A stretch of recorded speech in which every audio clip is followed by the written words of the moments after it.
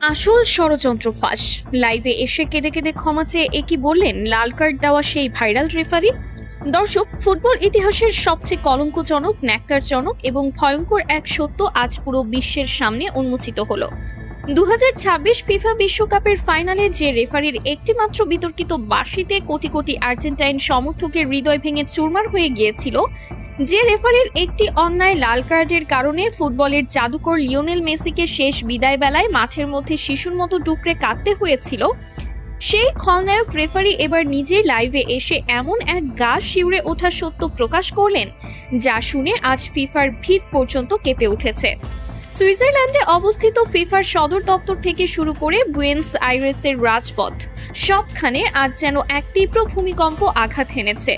Match শেষে চারিদিকে যখন তাকে নিয়ে সমালোচনার বিশাল ঝড় বইছে, যখন বিশ্বজুড়ে তাকে ফুটবল হত্যার দায়ে অভিযুক্ত করা হচ্ছে, ঠিক তখনই চরম অপরাধবোধ এবং মানসিক যন্ত্রণায় ভুগে সামাজিক যোগাযোগ মাধ্যমে লাইভে আসেন এই বিতর্কিত রেফারি।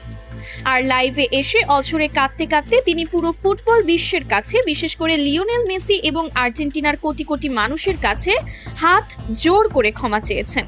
তার চোখ মুখ ছিল আতঙ্কে ভরা, চুলগুলো উস্কো খুস্কো এবং কণ্ঠ ছিল কান্নায় রুদ্ধ। তিনি যা বলেছেন তা কোনো সাধারণ ভুল বা আক্ষেপ নয়, বরং এটি ফুটবল ইতিহাসের সবচেয়ে বড়, সবচেয়ে ঘৃণ্য এক দুর্নীতির পরিষ্কার স্বীকারোক্তি। রেফারি সরাসরি ক্যামেরার দিকে তাকিয়ে বুক ফাটা কান্নার সাথে বলেন, আমাকে ক্ষমা করে দিন, আমি যা করেছি তার জন্য আমি সারা জীবন নরক যন্ত্রণা ভোগ করব, কিন্তু বিশ্বাস করুন আমি নিরুপায় ছিলাম।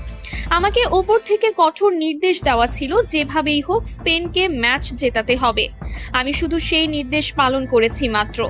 রেফারির এই একটিমাত্র বাক্য মুহূর্তের মধ্যেই পুরো বিশ্ব মিডিয়ায় দাবানলের মতো ছড়িয়ে পড়ে। সারা বিশ্বের ফুটবল বোদ্ধা থেকে শুরু করে সাধারণ ভক্তরা রীতিমতো স্তব্ধ হয়ে যান। তিনি আরো ভয়ঙ্কর সব গোপন তথ্য ফাঁস করে বলেন, ম্যাচের আগের রাতেই আমার হোটেল রুমে থাকা ল্যান্ডলাইনে একটি গোপন কল আসে। আমি ফোন তুলতেই ফিফার ভেতরের একটি শক্তিশালী সিন্ডিকেট এবং আন্ডারওয়ার্ল্ডের বেটিং মাফিয়াদের এক শীর্ষ কর্মকর্তা আমাকে পরিষ্কার ভাষায় হুমকি দেন। তিনি বলেন, যদি স্পেন এই ম্যাচ না জেতে তবে আমার রেফারিং ক্যারিয়ার চিরতরে শেষ করে দেওয়া হবে। শুধু তাই নয়, তারা আমার স্ত্রী এবং সন্তানদের ঠিকানার কথা হুবহু উল্লেখ করে তাদের জীবনের ওপরও বড়সড় ক্ষতি করার হুমকি দিয়েছিল। আমাকে পরিষ্কার ভাষায় বলা হয়েছিল, যদি তুমি কাল মাঠে আমাদের কথা মতো কাজ না করো তবে তোমার পরিবারের লাশও কেউ খুঁজে পাবে না। ইউরোপিয়ান ফুটবলের ওই কালো টাকার সিন্ডিকেট কোনোভাবেই মেনে নিতে পারছিল না যে লাতিন আমেরিকার একটি দল টানা দুবার বিশ্বকাপ নিয়ে যাবে। আমাকে বলা হয়েছিল যে কোনো মূল্যে, যে কোনো অজুহাতে আর্জেন্টিনার খেলোয়াড়দের চাপে রাখতে হবে, তাদের স্বাভাবিক খেলা নষ্ট করে দিতে হবে।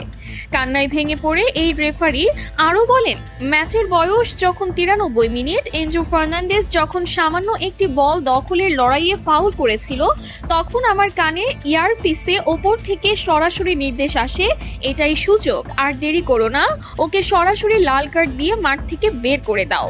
আমি নিজে মাঠে দাঁড়িয়ে অত্যন্ত কাছ থেকে দেখেছি, ওটা কোনোভাবেই লাল কার্ড দেওয়ার মতো অপরাধ ছিল না। আমি চেয়েছিলাম অন্তত VAR চেক করতে, কিন্তু আমাকে এয়ারপিসে VAR দেখতেও কঠোরভাবে নিষেধ করা হয়। যখন আমি পকেট থেকে লাল কার্ডটি বের করছিলাম তখন আমার হাত থরথর করে কাঁপছিল। এনজো যখন অবাক দৃষ্টিতে আমার দিকে তাকিয়েছিল তখন আমার মনে হচ্ছিল আমি মাটির নিচে মিশে যাই। 10 জনের আর্জেন্টিনা যখন বীরের মতো লড়ছিল, ডি পল আর ম্যাক অ্যালিস্টাররা যখন নিজেদের শরীরের শেষ রক্তবিন্দু দিয়ে স্পেনের একের পর এক আক্রমণ ঠেকাচ্ছিল, তখন আমি নিজেই ভেতর থেকে কুরে কুরে খাচ্ছিলাম। আমি স্পেনের অনেক বড় বড় ফাউল ইচ্ছা করেই এড়িয়ে গেছি, কারণ আমার ওপর নির্দেশ ছিল প্রতিটা 50-50 ডিসিশন স্পেনের পক্ষে দেওয়ার।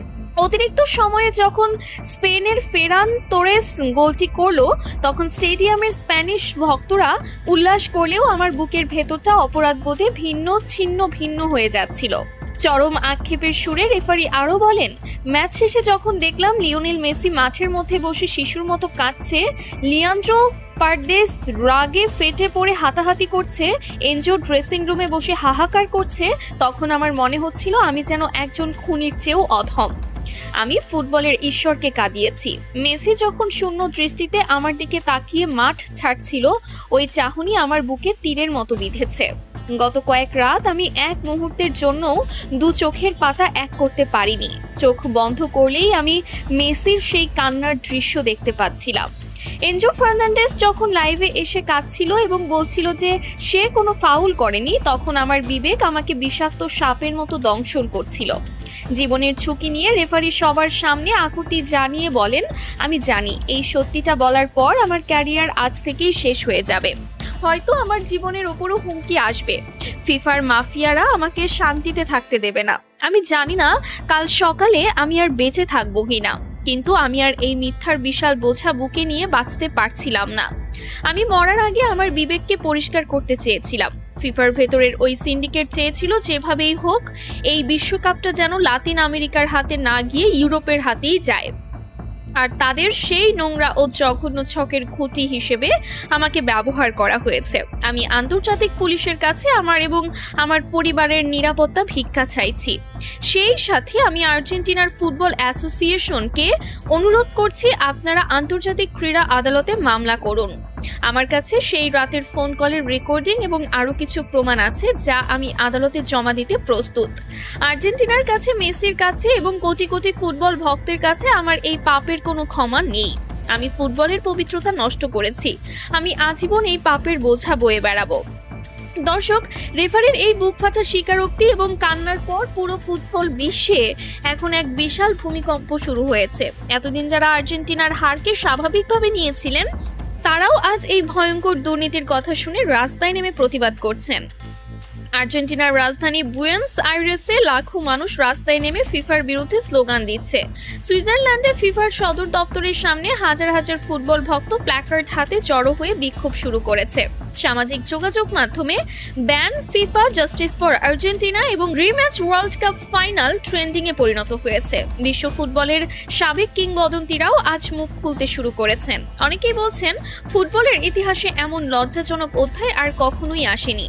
আজ দিবালোকের মতো প্রমাণিত হলো মেসি বা আর্জেন্টিনা সেদিন স্পেনের কাছে হারেনি। তারা হেরেছে এক ভয়ঙ্কর কালো টাকার সিন্ডিকেট আর দুর্নীতির কাছে। রেফারির ওই একটি বাঁশি শুধু একটি দলের জয় ছিনিয়ে নেয়নি, বরং কোটি কোটি মানুষের বিশ্বাসকে গলা টিপে হত্যা করেছে। দর্শক, রেফারির এই চাঞ্চল্যকর স্বীকারোক্তি এবং কেঁদে কেঁদে ক্ষমা চাওয়ার পর আপনাদের কি মনে হচ্ছে? ফিফার কি উচিত এই বিশ্বকাপ বাতিল করে পুনরায় ফাইনাল ম্যাচের আয়োজন করা, নাকি স্পেনকেই চ্যাম্পিয়ন হিসেবে রেখে দেওয়া? এই জঘন্য দুর্নীতির সাথে জড়িতদের এবং এই রেফারির শাস্তি কি হওয়া উচিত বলে আপনি মনে করেন? মেসি কি তার প্রাপ্য ন্যায় বিচার পাবেন? আপনাদের অত্যন্ত সুচিন্তিত, আবেগপূর্ণ এবং বিশ্লেষণমূলক মতামতটি অবশ্যই নিচে কমেন্ট বক্সে লিখে জানাবেন। ভিডিওটি ভালো লাগলে একটি লাইক দিন এবং ফুটবলের পেছনের এমন সব ভয়ঙ্কর সত্য, এক্সক্লুসিভ ও চাঞ্চল্যকর খবর সবার আগে পেতে চ্যানেলটি সাবস্ক্রাইব করে পাশে থাকা বেল আইকনটি বাজিয়ে রাখুন। সত্যের পক্ষে থাকুন, ন্যায়ের সাথে থাকুন। আল্লাহ হাফেজ।